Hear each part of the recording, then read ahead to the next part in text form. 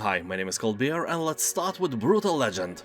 This is the most metal game that exists in the entire universe, and if you like Jack Black, who is the main hero here, it's a must-play for you. I'm not kidding, it lacks only 1% to be in the overwhelmingly positive review range. So this is an action-adventure that marries combat with open-world freedom. Here you'll meet cover bands, demons intent on enslaving humanity, heavy metal tunes, and Ozzy Osbourne himself. So as I have mentioned before, here you'll play as Jack Black, as he embarks on a tour of epic destruction with an axe, a guitar and his minions. You will command the power of rock and awesomeness that will melt the face off your enemies. Also, the game is really funny and I mean it.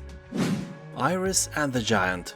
This is a fusion of a collectible card game with RPG and roguelike elements. Although don't get me wrong when I say collectible card game, this is strictly a single-player experience. You play as Iris, who must brave her fears in her imaginary world. Behind the game's unique minimalist art style, you will explore a touching story of a young woman facing her inner demons and soothing her raging giant inside. Game is short, it will eat up about 5 hours of your life. People on Steam are saying that the game has great art design and is quite easy to play, although keep in mind that it is roguelite, so it will require you to fail a few times to unlock powers and imaginary friends. Also be warned that the story is emotional and will play with your feelings.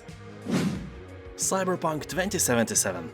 Everyone knows the game, but just a few of us know the real state of it. Is it finally a good game? And the answer is yes. It's not perfect, you know, we didn't get the actual Mass Effect Skyrim GTA 5 hybrid with the best traits of every game, but now Cyberpunk 2077 is in a great state. The simplest proof of that is a recent review score. Rated by thousands of people, it is hovering around 90%. So basically 9 out of 10 people who bought the game these days are really happy with what they get. The game itself, if you somehow don't know that, is an open-world RPG first-person shooter. Honestly, it is a bit dumb combination. You know, how your experience in battle can influence the strength of your bullets. The more you play, the more powerful your weapons get. You know, they are the same weapon, so it makes no sense that your experience in battle makes a bullet explode within a wider radius or something. But hey, it's a game, not a real world, so I probably should shut up about that. So Cyberpunk 2077 itself is like futuristic GTA 5 combined with any AAA kind of shooter and littered with RPG elements. The campaign is great, you can buy it without any regrets just for the campaign alone. The annoying thing, at least for me, was that you can't fly here. That takes a lot of fun away from a GTA-like game. Anyway, DLC is around the corner, so this is a really great time to play it. Legend of Keepers, Career of a Dungeon Manager. In this mix of dungeon management and roguelite, you will lead your career as an evil dungeon boss daddy. Like, for real. You will have to plan your defense against adventurers by setting traps and positioning your awesome group of co-worker monsters. And when those puny humans meet your ferocious employees, a turn-based fight will happen. You are not friends, oh no. Even though Legend of Keepers can get a bit repetitive after several hours, you will definitely enjoy the art and scenery of the game as well as being a badass boss. Also in this game, you can just scare your opponents off and they will run away with their pants full.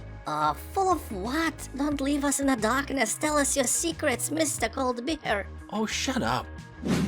The Witcher 3 Wild Hunt. This is probably the best fantasy open-world RPG ever created, and I doubt that I could find anyone who at least never heard of it. Well, at least inside the Western-influenced hemisphere, it's a true legend. On Steam it has more than 600,000 reviews, and 96% of these people recommend this game for you, and my friendship with Witcher Geralt started way before any of the games were released. I read the book when I was a teenager, and after many years I even got Andrzej Sapkowski to sign it for me when he was visiting Lithuania for some book fair or something. And we also spoke for like 20 seconds as well. Never washed my mouth in years after that. Anyway, the game has an incredible story, super fun gameplay and a huge dark fantasy open world to explore. The coolest thing is, of course, your profession. You kill monsters for money, so you can just travel around the map and fulfill contracts ignoring the main story as long as you want or as long as you can get a new contract. And every single monster hunt is a handcrafted mission with different outcomes and sometimes hard moral choices. The Witcher is probably the best game I have ever played. Banners of Ruin. Another dungeon crawler RPG roguelite deck builder. This time, instead of monsters and humans, we're getting smart medieval themed animal warriors, and you are taking the lead. You'll have 6 races to explore with unique racial card pools and passives to choose from. You will level up your characters to unlock talent cards and powerful skills that can drastically impact your strategy. Well, that is if you have one. That is assuming that you are a smart war leader, true hero, and so on. And you are, never doubt yourself, you beautiful schmuck. And now subscribe, don't be a digital orphan without a loving channel. Dying Light Definitive Edition. This is a great deal which includes the full game and a huge expansion with a new story, vast original map and a customizable buggy to drive. Also 2 additional game modes, 2 additional quarantine zones, exclusive weapons and outfits. The game has an overwhelmingly positive review score on Steam, and that makes at least 95% of all players happy with their purchase. Anyway, you will have to survive in a city ravaged by, obviously, zombie virus and freely roam around basking in its unique atmosphere. You will also use parkour skills to jump or climb buildings and reach remote areas, but the most dramatic shift in the world comes at the sundown, as you change from a hunter to a hunted. That is a terrifying experience, and you would never leave the safe zone at night, but the best quests and rewards await you only when the darkness falls. Also, if you are used to taking free games from the Epic Store, you may already have it, so check your library. Citizen Sleeper.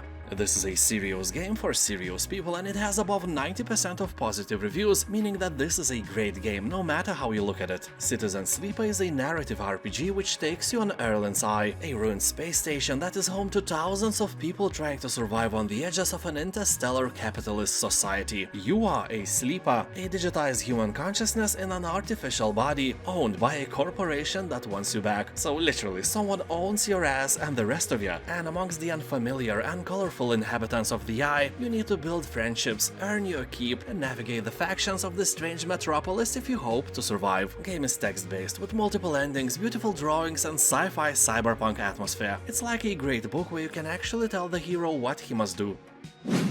The Outer Worlds. It is definitely one of the best RPG games I have played in recent years. It is funny, it has secrets, many guns and places to explore. It's not just Fallout in space. I had more fun playing The Outer Worlds than I had playing Fallout 4. Even if this is a bit smaller game, I can absolutely give it 9 cold beers out of 10 and recommend it to you without a doubt. But I have to mention that it has some cons as well, like unbalanced difficulty. You know, at first you die a lot, but later everything else dies in seconds, even the strongest monsters. Then you may think, Hey, I will switch from hard to the hardest difficulty. but you can't. You have to play the whole game on this hardest difficulty without switching it off, because developers decided to add some stupid achievements most of the players don't even care about. So you will feel overpowered all the time and you can't do anything about that. That's why I didn't buy and didn't play the last DLC. I already feel like a combat god, everything just dies when I blink.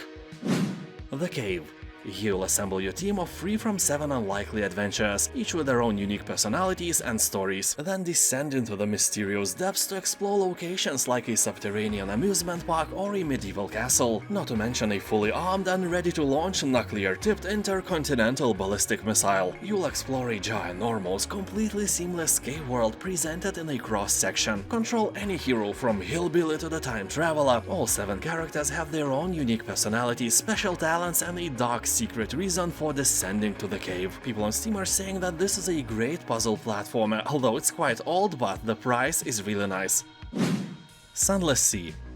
This is a horror gothic game. Here you'll be able to explore the Victorian Gothic universe of fallen London, with a focus on exploration and exquisite storytelling. But be careful, some trips might lead you to a certain death, or worse, cannibalism, or the worst, lack of potato salad. Anyways, people really enjoy the beautiful art of this game. Here you'll also meet some very well painted Lovecraftian sea monsters, and the whole vibe in general is very ominous. Even though you will have to read walls of text here, you will do that with joy because the writing is fantastic. But don't expect fancy combat or fast plot lines full of exciting events. No, game is slow, but the brilliant storyline, writing quality, and world-building aspects are all handled very well. The only downside is, since you will die a lot, you will have to start over. If the giant crabs, sentient icebergs, and swarms of bats don't get you, madness and cannibalism certainly will. And those nicely written texts won't seem as nice to read for the 10th time. Sunless Sea is more like choosing your own adventure novel than a game. If you like slow-paced, story-rich games, then get in the boat and try to fish the biggest marinated herring you can find. Yes, they come from sea already marinated, if you're lucky enough. Strange Horticulture. Here you'll find and identify new plants, pet your cat, speak to a coven, or join a cult. Use your growing collection to influence the story and unravel dark mysteries. You are a citizen of a charming town surrounded by hag-infested forests and rugged mountains. You are the horticulturist, owner of a local plant store. As a cast of colorful customers come by your shop, you are quickly thrust into an occult mystery stretching back hundreds of years. Explore the lands beyond your store to find new plants, but be careful. The dark woods and lakes are not always friendly to a simple herbalist. You might discover powers beyond your wildest nightmares, or lose your mind completely. Game has an overwhelmingly positive review score, it's a true masterpiece. If you like interesting, non-cliché stuff, it's a must-play for you. Moons of Madness. This is a first-person, story-driven cosmic horror game. Here the scientific exploration of Mars meets the supernatural dread of Lovecraft. The story begins when the mysterious signal has been recorded coming from the Red Planet. Corporate scientists decided that it is of intelligent origins and started to build an outpost on Mars to investigate the nature of the message. And you are one of the maintenance workers on that station without any idea why it is being built. Well, the rest is kinda self-explanatory. Brown substance hits the fan and you will have to solve the thing absolutely alone. Don't expect it to be a flawless game, it is not. It looks way better than it plays. But for this price, it's definitely a good choice if you like slow-burning Lovecraftian horror titles.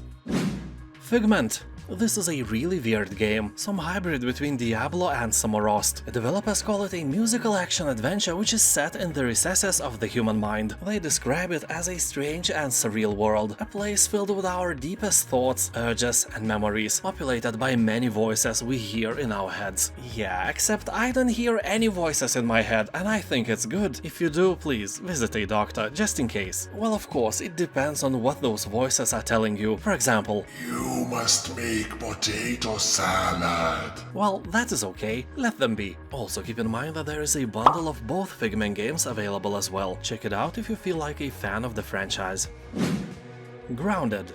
One of the smallest open-world games. You can only freely move around in your yard of several square meters. The trick is that the game follows the best traditions of famous movie Honey, I Shrunk the Kids. And here you are literally shrunk to the size of an ant. So actually this world is vast, beautiful and dangerous place. You know, almost every predator is bigger than you. Probably a dog peeing on some flower can literally drown you, in a way that you wouldn't want to be carved on your tombstone. So here we'll explore, build and survive together in this first-person multiplayer survival adventure. So can you thrive alongside the hordes of giant insects fighting to survive the perils of the backyard? Well, alone probably not, but if you have some friends or a loving mother-in-law, you can play the game together and have lots of fun. The rating on Steam hovers around 90%, and that is always a sign of a good game.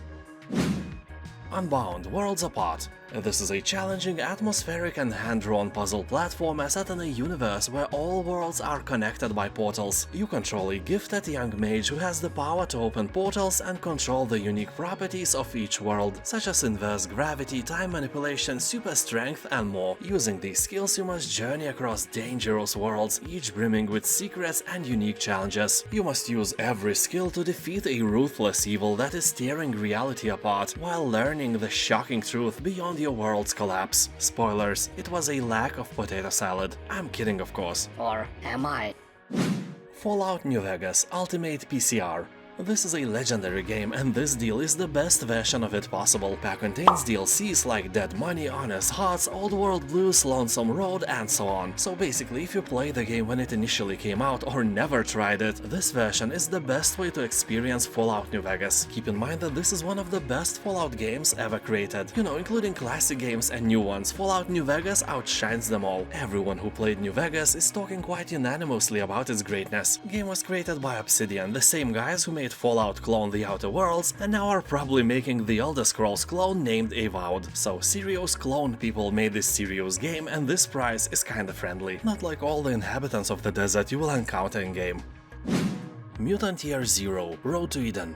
This is a tactical game that combines the turn-based combat of XCOM with real-time stealth and exploration of post-human world reclaimed by nature, and mutants. And by saying mutants, I don't mean human mutants. Those are all gone. Now smart animals rule the world. Define smart. Well, you got me here. They are not always smart. They sometimes do stupid decisions because, you know, you are controlling them. Oh my god, how dare you! Shh, it's a joke. So although animals can't speak here, it's definitely not a Disney kind of world. It's brutal and cruel, and survival of the fittest is in progress. Here you must venture out of the city to explore the zone where one day you might find the Eden of legends. The ancients' heaven in the middle of hell. I guess with mountains of potato salad and rivers of cold beer. Maybe you will find your answers there. Then again, maybe not. Game has really beautiful graphics, great humor and an interesting story. Also very positive reviews on Steam. The Station. This is a first-person sci-fi mystery set on a space station built to study a sentient alien civilization. Assuming the role of a recon specialist, you will have to unravel a mystery which will decide the fate of two civilizations. The station revolves around an alien planet. Down below lies civilization challenging everything we know about biology, chemistry, physics, religion, and answering the questions man has asked throughout history. Although not everything is simple. We discovered aliens in the state of their civil war. Anyway, humans built a space station for a small 3-person crew, but the contact was lost, so that's where you step in and have to investigate what happened. Shadow of the Tomb Raider Definitive Edition. Here you'll experience the final chapter of Lara's origin as she is forged into the Tomb Raider we all know. This version includes the base game, all 7 DLC challenge tombs, all downloadable weapons, outfits and skills. Here you'll have to survive and thrive in one of the deadliest places on Earth and master an unforgiving jungle setting in order to survive. Also explore underwater environments filled with crevasses and deep tunnel systems. You'll have to use the jungle to your advantage. Strike suddenly and disappear like a jaguar, or you know, like your money on every Steam sale, use dirt as camouflage and disseminate fear in enemies to sow chaos. Yeah, the game's description makes an impression that you will play not as Lara Croft, but as a predatory vampire monster, to say the least. Pillars of Eternity 1 and 2. These are great titles, and if you like classic Baldur's Gate or Icewind Dale, you probably have heard about the games already. But have you heard that Pillars of Eternity saved the Obsidian studio from bankruptcy? They had a really bad experience with their big-budget Xbox One exclusive game named Stormlands. Well, long story short, publisher cancelled the game and Obsidian had to lay off 30 people. So the studio was devastated, and they decided to play the last card in their hand. And that card was a Kickstarter campaign. You know, if you want to ace the project, you still have to create at least the first level of the game, and it should work on a certain level so you could show off what you got. The campaign was unbelievably successful. Crowdfunding raised more than $4 million, pledged by only 74,000 people. You know, most of the people who like Baldur's Gate now are kinda old and automatically kinda rich, so if you target rich grown-ups with their nostalgic fantasy, there is a huge chance that you will succeed. Anyway, in Pillars of Eternity you become a hero and save people from a scary phenomenon known as Hollowborn. People are being born without a soul, so I guess they can't sell it to the devil and get nice things. What a robbery! But you will fix everything, don't worry. Rain World. Here you are a slug cat. The world around you is full of danger and you must face it alone. Separated from your family in a devastating flood, you must hunt for food and shelter between terrifying torrential flows that threaten to drown all life. So you dream about being not a slug cat but a fish cat instead, but here your dreams, just like in real life, never become a reality. You will climb through the ruins of an ancient civilization, evade the jaws of vicious predators, and discover lands teeming with strange creatures and buried mysteries. And of course, find your family before death finds you. And it would be all nice and all, but I can see a Souls-like among the tags of the game. So be assured, we absolutely 100% warranty that death will find you. Not once, not twice, not 3 times, not... well, you know what I mean. People on Steam are talking that Rain World has a very steep learning curve, but once you've mastered it, you start to feel unstoppable. Also, about 90% of positive review score is not a joke. Kenshi. This is a free-roaming, squad-based RPG focusing on open-ended sandbox gameplay. You can be a trader, a thief, a rebel, a warlord, a slave, or just food for the cannibals. The freedom is here and it's up to you how you would use it. You can research new equipment and craft new gear, purchase and upgrade your own buildings to use as safe fortified havens when things go bad, or use them to start up a business. Well, it's a sandbox game after all. You can aid or oppose the various factions in the world while striving for the strength and wealth necessary to simply survive in the harsh desert. You will train your men up from puny victims to master warriors, carry your wounded squad mates to safety and get them all home alive. The game is purely single player and it's an owner of overwhelmingly positive reviews left by tens of thousands of people. Outcast: Second Contact. This is the complete remake of the old-school title, which sparked the open-world action-adventure genre. You will take the role of elite soldier and explore the planet Adelpha with complete freedom. As you journey in this world where magic and science mix, you will discover exotic cities, face fierce enemies and attempt to learn the secrets of an advanced civilization. Very positive reviews and more than affordable price are the key factors why you should try this game. But keep in mind that everything, from the controls to UI and even fighting, is a bit different from other games you may have used to play. All in all, this is a remake of a game that is almost 25 years old by now. Thank you for watching, have a nice day. And I'll see you next time. Bye.